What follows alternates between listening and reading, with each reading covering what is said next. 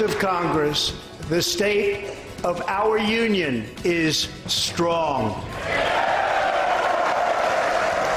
Preaching immigration and the border tonight, pointing out opportunities for common ground as well. President Trump wrapping up his State of the Union, the second for him, painting his vision for a path forward. Good evening. Thanks for being with us at 10 o'clock. I'm Doug Dunbar. The border and immigration, yes, of course, focal points in a lengthy speech from the president tonight. Also highlighted, though, improving American infrastructure and cutting prescription drug prices, something many Democrats say that they can get behind. Tonight's delayed State of the Union on Capitol Hill comes sandwiched in between, of course, the longest government shutdown in American history and, of course, the prospect of another possible shutdown just a week and a half away now. But for tonight, and for at least the moment, the president painted a very clear vision of the way he sees America going forward. My administration has sent to Congress a common-sense proposal to end the crisis on the southern border.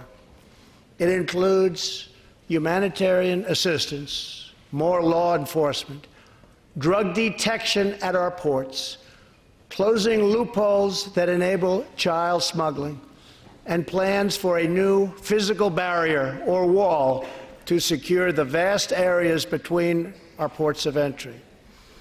In the past, most of the people in this room voted for a wall, but the proper wall never got built.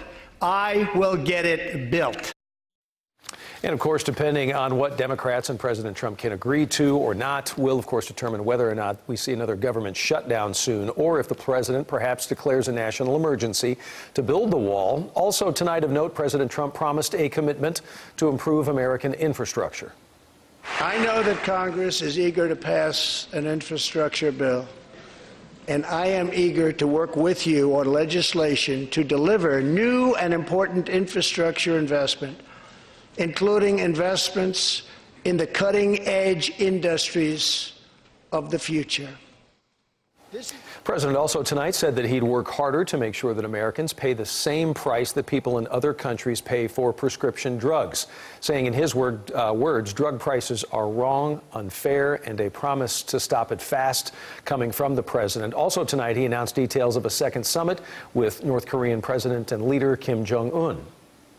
As part of a bold new diplomacy, we continue our historic push for peace on the Korean Peninsula. Our hostages have come home. Nuclear testing has stopped, and there has not been a missile launch in more than 15 months. If I had not been elected President of the United States, we would right now, in my opinion, be in a major war with North Korea. There are a few moving moments tonight, one with a young cancer victim, and one of the most moving nights, a tribute to a Holocaust survivor, and then a resounding happy birthday throughout the House chamber. Happy birthday to you. Happy birthday to you.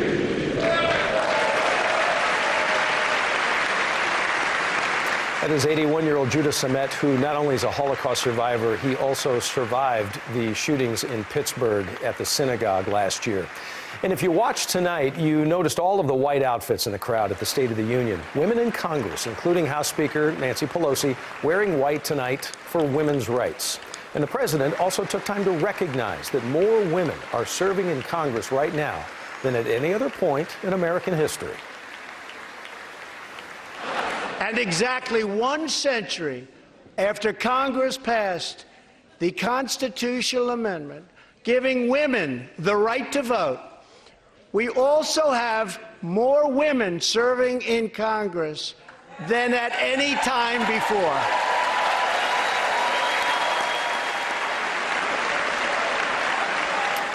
The president speaking earlier tonight. Now, Stacey Abrams, who lost a very close election for governor in Georgia, delivered the Democratic rebuttal tonight, focusing heavily on immigration. But we must all embrace that from agriculture to healthcare to entrepreneurship, America is made stronger by the presence of immigrants, not walls.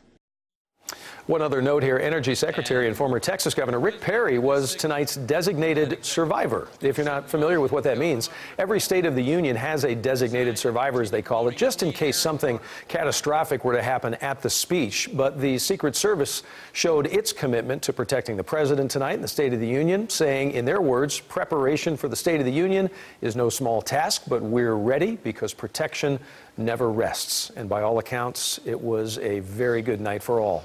In case you missed it, or you want to watch any part of the State of the Union again, we have the entire address at your leisure on our Facebook page, CBS DFW on Facebook, and also on the website, cbsdfw.com.